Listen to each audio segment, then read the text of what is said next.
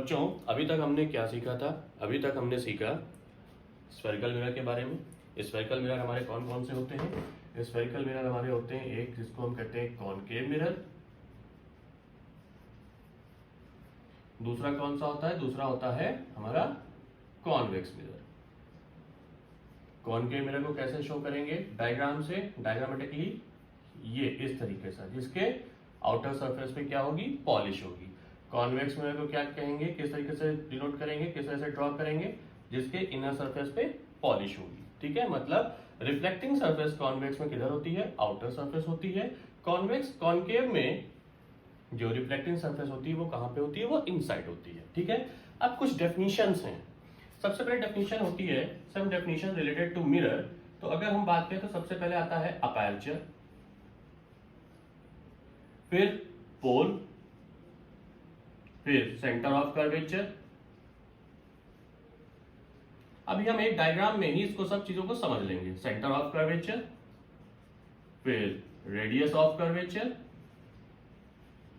और इसी के पहले क्या आती है आपकी? Principal axis. Principal axis, not principal, principal axis. Radius of curvature और फोकल लेंथ,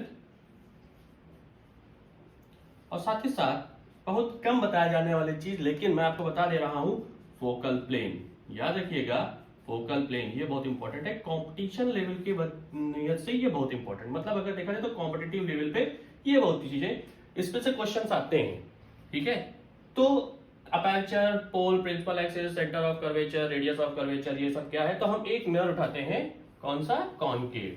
ये इजी होगा समझना, क्योंकि अगर आप देखेंगे तो कॉन्वेक्स में आउटर सरफेस हमारी कैसी है? रिफ्लेक्टिंग है। तो जहां पे इनर सरफेस है उसमें रिफ्लेक्शन अच्छे से हो सकता है, उसको हम ड्रॉ अच्छे से कर सकते हैं। तो हम समझाते हैं उसको। हमने क्या लिया? हमने कॉनकेव मिरर लिया। कौन सा मिरर लिया? Concave mirror. ये हमारा कौन सा मिरर है? कॉनकेव। हमने बाहर की तरफ इस पे क्या कर दी? सिल्वर की पॉलिश कर दी। तो ये हमारा ऑपेक मीडियम हो गया। ठीक है, अब अगर इसको हम बढ़ाएं आगे तो ये देखिए, ये हमारा क्या बनता है? एक कर्व बनता है, पूरा पूरा एक कर्व बनेगा। तो ये हमारा जहां कर्व बनेगा तो इसका जहां सेंटर होगा, ठीक है, और यहां से जो हॉरिजॉन्टल एक लाइन गुजरेगी इससे, इस तरीके से, और इसको बीचों बीच या कहीं पर जो टच करेगी वो क्या दिखाएगा? वो हमारा दिखाएगा पोल। उसको हम क्या कहेंगे? Pole of mirror. और ये जो लाइन है ये क्या है? Principal axis, PA। और इस कर्व का, इस पूरे के पूरे कर्व का जो सेंटर पार्ट होगा उसको हम क्या कहेंगे? COC, centre of curvature. ये क्या हो गया? ये सेंटर ऑफ कर्वेचर हो गया। अब अपर्चर क्या होता है? इस पूरे कर्व का जो इनिशियल पॉइंट होता है, अगर इसको हम यहां से कट करते हैं, ये हम देखिए एक लाइन यहां से ड्रॉ करते हैं, तो यहाँ पे जो इनिशियल पॉइंट होगा, जो फाइनल पॉइंट होगा, M1 और M2, ये क्या होगा? इसको आप एक तरीके से ये भी कह सकते हैं कि ये इतना इसका पार्ट है, ये इसका इतना कटिंग पार्ट है, जहां पर इसको हम मेन गेट कहते हैं, जहां पे लाइट एंटर करेगी और रिफ्लेक्ट होगी। ठीक है ना? तो ये क्या है?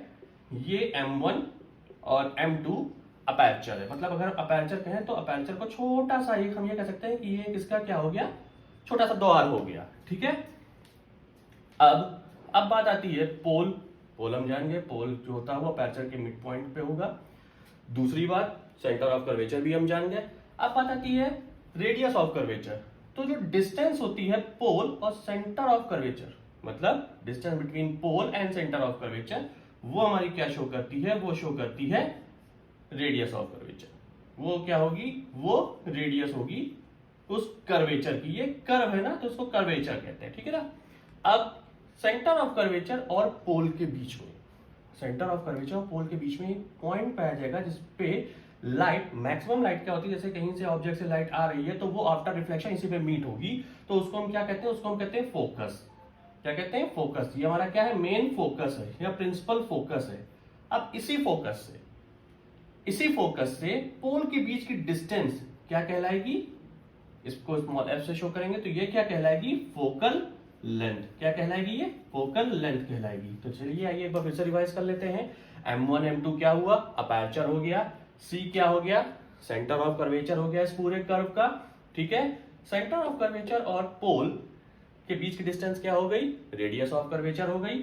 सेंटर ऑफ कर्वेचर और पोल के बीच में एक पॉइंट जो लाई करता है जिसपे मैक्सिमम रिफ्लेक्शन रेज पास होती हैं, रिफ्लेक्टेड रेज पास होती हैं, वो क्या होगा, वो फोकस होगा किसी भी मिरर का। या यहाँ पर हम कहते हैं इस मिरर की अगर हम बात करें तो ये कॉनकेव मिरर है, कॉनकेव मिरर का ये प्रिंसिपल फोकस है। फोकस पॉइंट से पोल के बीच की डिस्टेंस क्या होगी, फोकल लेंथ होगी। क्या होगी, फोकल लेंथ। और अब देखिए इसी फोकस पॉइंट से एक इमेजिनरी लाइन ड्रॉ हो इस तरीके से, जो कि प्रिंसिपल एक्सिस पे कितना एंगल बनाए, 90 डिग्री। तो वो क्या होगी, वो होगी हमारी फोकल प्लेन।